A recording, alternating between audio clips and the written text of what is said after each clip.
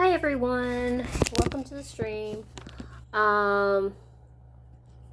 So I am following through on my promise to read to you chapter 1 of my now published novel, The Knocked Up Villainess and the Duke That Impregnated Her.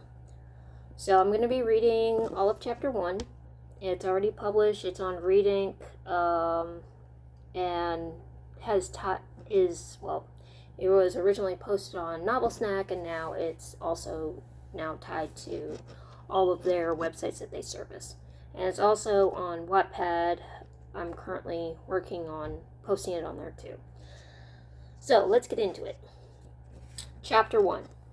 The Queen of Blades dies. Rika lived like... sorry. That was really... like the first word I saw, sorry. Okay, starting again. So, chapter 1, the Queen of Blades dies. Rika died like she lived, standing, bleeding, and cursing someone. The sky was a violent, unnatural shade of purple, choked with ash and burning debris that drifted down like poisoned snow. Lightning cracked through sulphurous clouds, illuminating the ruins of a city that had once been a thriving fortress of steel and glass. Now it was a graveyard of twisted buildings, overturned vehicles, and smoking craters. The air tasted like metal and rot. It burned her lungs every time she breathed. Her hair was red, not the polished romantic red of stories, but the deep rusted red of iron left too long in blood and smoke.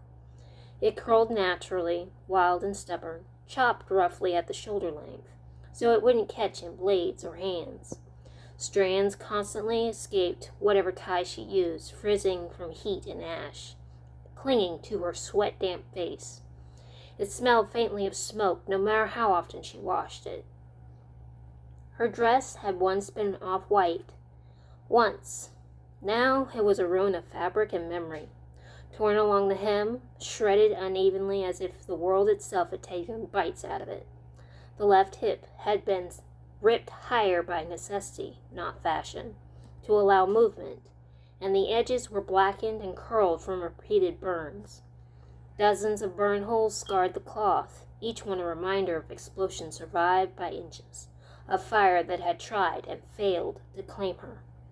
She wore mismatched boots. Because of symmetry... Let me start that again. She wore mismatched boots because of symmetry... Sorry, that still didn't ring right. Let me try one more time. She wore mismatched boots because symmetry was a luxury the dead could not afford. Nope, still read it wrong. Damn it. She wore mismatched boots because symmetry was a luxury the dead could afford. On her left foot, an armored boot, scavenged, repaired, reinforced again and again. The metal plating was dented, scorched, and cracked, but still functional. It anchored her stance, heavy and solid, protecting the leg she favored when bracing against recoil or impact. On her right foot, an old leather boot with no sole left, worn down to layers of stitched hide and desperation. The leather was split, softened by blood and rain, offering little protection from the ground beneath her. But she kept it anyway. It fit. It worked. And replacing it wasn't worth dying for. Her armor was partial, post-apocalyptic, and barely holding together, because nothing else had. A breastplate, scratched raw, its original insignia long since burned away. It was cracked near the ribs, hastily welded and rewelded so many times the metal looked scarred rather than broken. Beneath it, layers of cloth and leather padding soaked up what blows the plate couldn't stop. Her right shoulder bore a single piece of armor, misaligned, bolted in place, its straps fraying. It protected the arm she used most often, the one that swung the blade, the one she put between monsters and evacuees. The left shoulder remained bare, scarred, because armor was heavy, and she had learned exactly where she could afford to be vulnerable. Across her back lay a patched leather sword sheath, slung diagonally. The leather had been repaired with mismatched thread, bits of wire, even strips torn from old belts. It creaked when she moved. It should have fallen apart years ago. It didn't, because she didn't. Her skin was mapped with scars, burns, cuts, healed fractures that never quite set right. Some were old enough to be pale. Others were still angry red, fresh reminders that she was running on borrowed time. And yet, her posture was straight, her grip was steady, her eyes sharp and exhausted. Iridescent with stubborn will, never stopped scanning the horizon. She was not dressed like a hero. She was dressed like someone who had chosen to stay behind. Someone who had decided if the world was ending, it would end after everyone else got away. The Queen of Blades did not wear a crown. She wore the ruins of a world, and stood anyway. Somewhere behind her, something howled. Rika didn't turn around. She stood barely 5'4", compact and unassuming at first glance. The kind of woman people underestimated until they noticed how she stood. Feet planted, weight balanced, body always ready to move. Every inch of her carried tension, not fear, but readiness, like a drawn bow that had forgotten how to relax. Her attention was locked on the last evacuation shuttle. It screamed as it lifted into the clouds. Engines flaring bright white, scattering dust and rubble across the shattered landing pad. The hatch was still half open. She could see silhouettes inside, her people, pressed against the viewport. Captain Ives, Medic Leora, twin snipers Kate and Kira, little Tomas, who used to bring her contraband candy bars like they were sacred offerings. They were alive. They were leaving. She was not on it. A mutated creature lunged at her from the rubble with a wet, gurgling shriek. Rika pivoted and drove her blade straight up into its skull. Bone cracked. Thick, tar-black ichor sprayed across her visor, matting the deep, rusted red strands of her hair that had already escaped their tie. She yanked the sword free with a snarl and spun just in time to decapitate another creature that had crawled out of a collapsed bus. Its head rolled across the pavement, still screaming. Her arms trembled, not from fear, from exhaustion. Her left shoulder was torn open, blood soaking through the shredded fabric of her once off-white dress. A deep claw mark ran from her ribs to her hip, barely sealed by a flickering med-gel patch. Every step on the split leather of her right boot, worn down to stitched hide in desperation, sent fire up her leg where a shard of shrapnel was still lodged in her calf. She should have collapsed 10 minutes ago. She refused. Her calm crackled in her ear. "Queen, Rika, please, you have to get on the shuttle." It was Ives. His voice was shaking. She slashed through a third mutant and kicked its body away before answering. "Go! If you turn around, I will personally haunt you." "Rika, you have civilians on board. Kids, wounded, scientists. You have my people."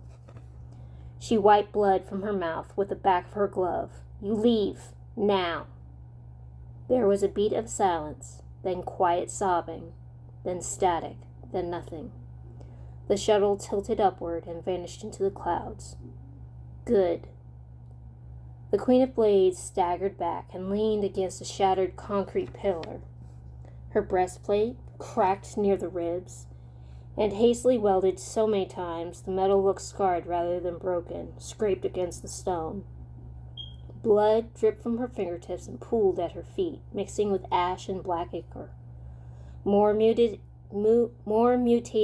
creatures were emerging from the smoke, dozens, maybe hundreds.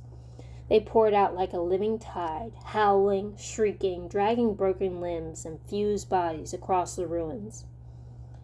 Rika tightened her grip on her sword. The horizon burned.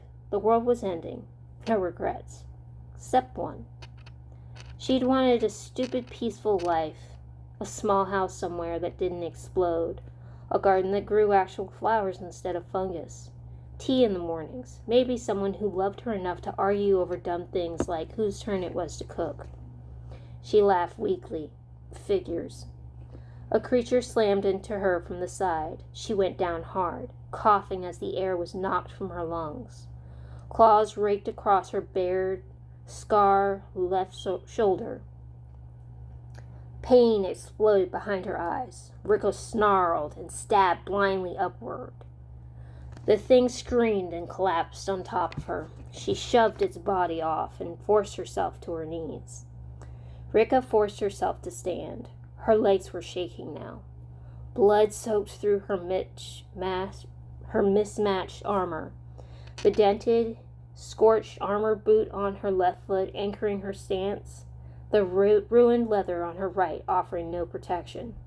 Her left arm hung uselessly at her side, numb from a deep bite wound that went septic hours ago.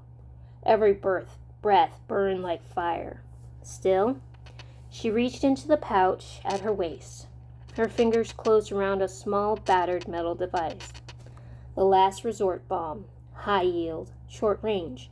Absolutely not survivable. She looked once more at the sky where the shuttle had vanished. Live, she whispered. Live, all of you. Live stupid, long, boring lives. A creature lunged at her. She smiled. Sorry, ugly. Party's over. She thumbed the arming switch. The device began to hum, a soft, rising whine. The monsters froze. The air vibrated. Rika planted her feet, straightened her back, and lifted her chin like she was about to accept a medal instead of total annihilation. Her vision blurred. The sounds of battle faded into a distant ringing. She looked up at the sky where the shuttle had disappeared. She exhaled slowly. Next life better be a rom-com. The bomb detonated. White light swallowed everything. The shock wave tore through the ruins. Vaporizing mutated flesh collapsed buildings and carving a blazing crater into the earth. Fire roared into the sky like a second sun. There was no pain, no fear, just silence. Then, nothing. That concludes chapter 1. I hope to improve on my reading aloud abilities sometime in the future. Well, that's it for this one. I will see you in the next one. Maybe my next video will be me rereading this better. Much, much better. Or I'll be reading chapter 2. See you all in the next one. Bye-bye.